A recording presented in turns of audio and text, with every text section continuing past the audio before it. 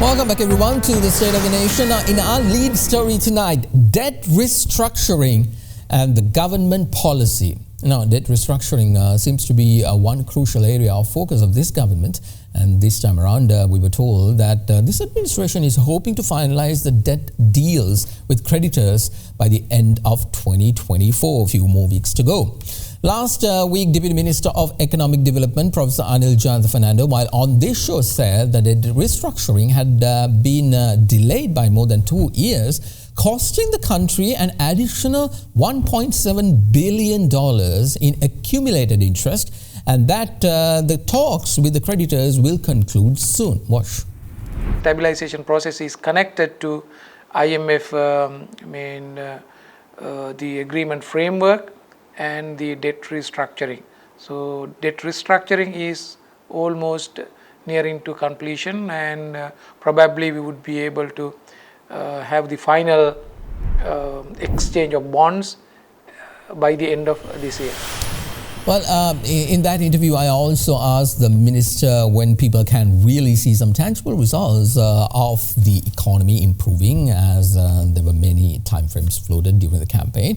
He said that some kind of tangible results will kick in by about 2026. They were hoping that they will go through this path, and within 2 years they will see some good results. Now, our nation's economic crisis is not something that needs to be reminded all the time.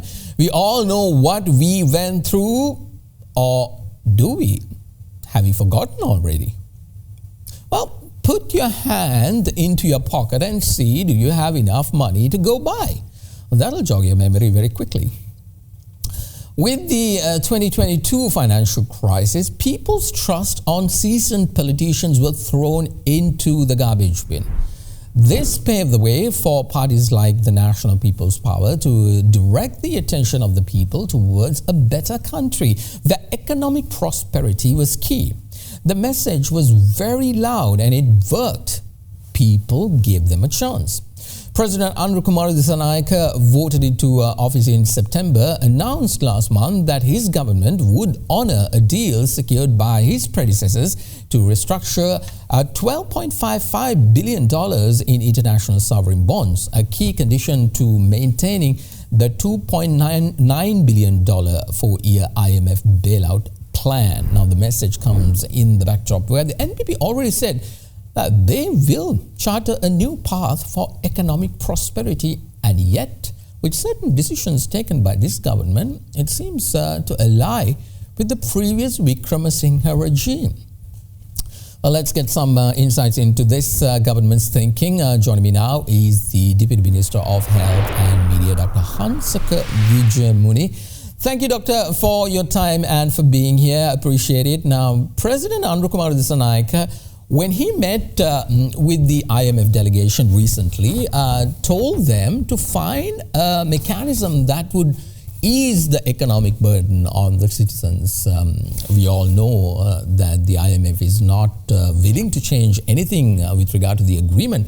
So, do you think that your government can deliver the economic relief you promised to the people by following this exact path of the IMF?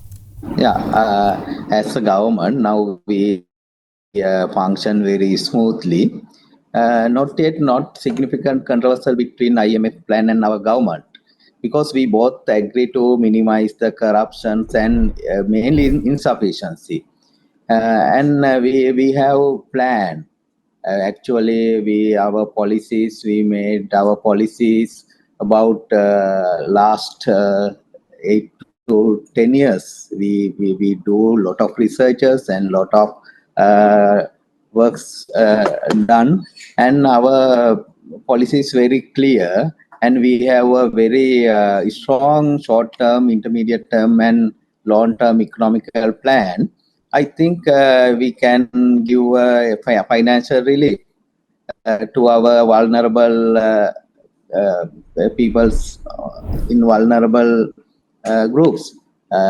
Actually, we already started to give a financial relief to our people. Minister, I'm very curious. What's the difference in the economic policies of what former President Ranil Wickremesinghe and the current NPP government is? Recently, the former president was also saying that he's happy that the current president is following the same path as his. So is this a continuation of the Wickremesinghe government? No, definitely we are in a different pathway because our main subject is not the IMF pathway. We have as a government, we have our own pathway.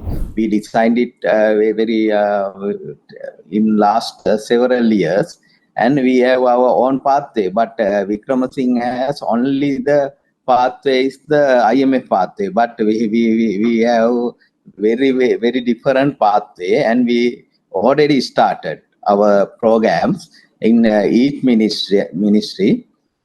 We started our own pathways, and we are not only depend on IMF. IMF is one thing, and we have a lot of works to do. And actually, as a government, we have very huge teamwork.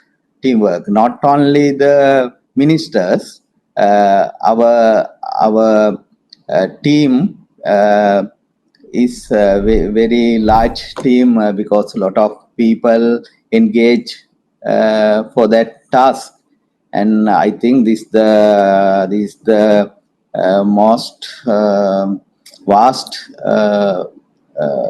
area we have to cover as a team. Minister, quickly before you go, since you are also the Deputy Minister of Health, there's a risk of around 200 doctors being sent on retirement due to the Public Administration Ministry failing to issue a circular regarding the retirement age. What's the latest on that? Yeah, actually, most doctors call me, and I personally intervene that problem. Problem is a lot of deficiencies in some documents. So that document is stuck at the pension department. And I personally intervene that problem. And we as a ministry, we corrected to that documents and resent to the pension department.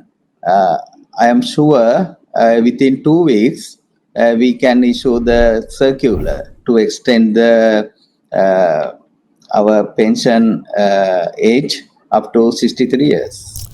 Absolutely. All right. We have to leave it at that. Deputy Minister of Health and Media, Dr. Hansaka Wijemuni, thank you very much for your time. Let's take a short break. Now, when we return, how will certain policy decisions made by the central bank align with the current government's economic progress?